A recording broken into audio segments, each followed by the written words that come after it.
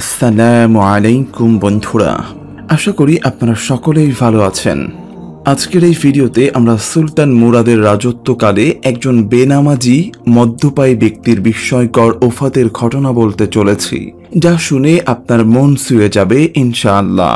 ভিডিওটি একেবারে শেষ পর্যন্ত দেখবেন। সুলতান মুরাদ এক রাত্রে বিছানায় শুয়েছিলেন। তার কিছুতেই ঘুম আসছিল না। কেন এমন অস্থির লাগছে বুঝতে পারছেন না তিনি। এমতো অবস্থায় তিনি নিরাপত্তা কর্মীকে ডাকলেন। বাদশাহ হিসেবে সুলতান মুরাদের অভ্যাস ছিল এই যে পোশাক পরিবর্তন করে ছদ্মবেশী প্রজাদের খোঁজ খবরে বের হতেন। এই হিসেবে সেই বাদশাহ নিরাপত্তা কর্মীদের ডেকে বললেন, তোমরা আমার সঙ্গে চলো, কিছু সময় আমরা দেখে আসি প্রজাদের কি অবস্থা। তারপর বাদশাহ পোশাক পরিবর্তন করে ময়লা কাপড় পরে ছদ্মবেশে বের হয়ে গেলেন। যেতে যেতে শহরের এক কোনায় পৌঁছে গেলেন। তারা সেখানে গিয়ে দেখলেন এক মানুষ মাটিতে শুয়ে আছেন। এই অবস্থায় তিনি সুলতান মুরাদ ওই লোকটিকে একটু নাড়া দিলেন। তিনি দেখলেন লোকটি ইন্তেকাল করেছেন, আর লোকটির পাশ অতিক্রম করে অনেক লোক আসছে এবং লাশটিকে দেখে আবার তারা চলে যাচ্ছেন, কিন্তু কেউই লোকটিকে স্পর্শ করছেন না।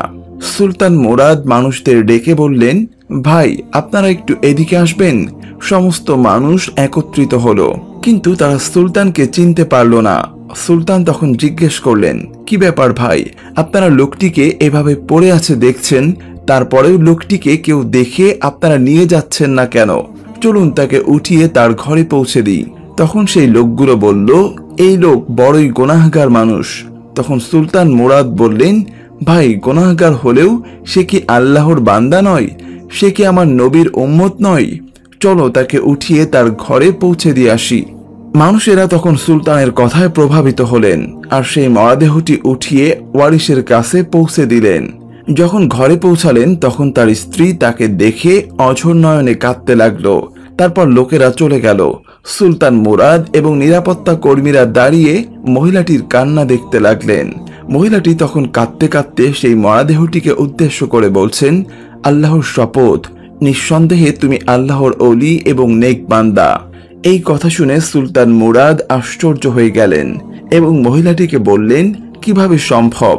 এলাকার সমস্ত মানুষ তো সাক্ষ্য দিচ্ছে লোকটি বড়ই পাপী ছিল, এমনকি কেউ তার দেহ স্পর্শ করতে চাইছে না।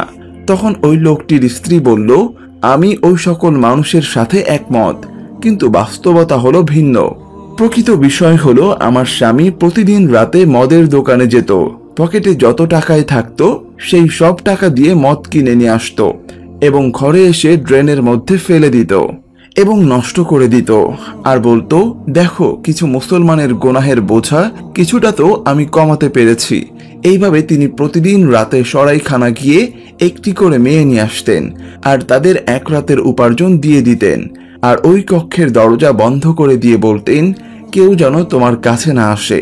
আর নিজের ঘরে এসে তিনি বলতেন, আল্লাহর কাছে শুকরিয়া, আজ এই মেয়েটির এবং একজন মুসলমান যুবকের পাপের বোঝা কিছুটা হয়তো আমি হালকা করতে পেরেছি।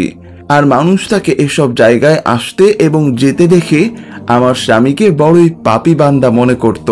আমিও তাকে বলতাম, তুমি মনে রেখো, যেদিন তুমি ইন্তেকাল করবে সেদিন কেউ তোমাকে গোসল দেবে না, কেউ তোমার জানাজা পড়বে না, কেউই তোমাকে দাফন করাবে না। আর আমার স্বামী মুচকি হেসে বলতো, চিন্তা করো না, তুমি দেখবে আমার জানাজায় যুগের বাদশাহ, ওলামায়ে কিরাম এবং আল্লাহর অলিরা পড়াবেন। ঘটনাটি শুনে সুলতান মুরাদের দু চোখের পানি চলে আসলো। তিনি তার নিজের চোখের পানি আটকাতে পারলেন না। তিনি তখন বললেন, আমি তো সুলতান মুরাদ, এই সময়ের বাদশাহ। কাল আমি আমার নিজের হাতে তোমার স্বামীর গোসল দেব, আমি তার জানাজা পড়াবো, দাফন কার্য আমি সমাধান করব। এবং সত্যি পরের দিন ওই লোকটির জানাজা হয়েছিল তুরস্কের রাজ দরবারে, সুলতান মুরাদের রাজকীয় মসজিদের মাঠে। এতে শরিক হয় বিখ্যাত ওলামায়ে কিরাম এবং যুগের আউলিয়া কিরাম, সাথে ছিল অসংখ্য জনতা। তো বন্ধুরা, কেমন লাগলো ঘটনাটি? অবশ্যই আমাদের কমেন্ট করে জানাবেন। আজ তাহলে এ পর্যন্তই। ভিডিওটি ভালো লাগলে অবশ্যই আমাদের অন্য ভিডিওগুলি দেখবেন।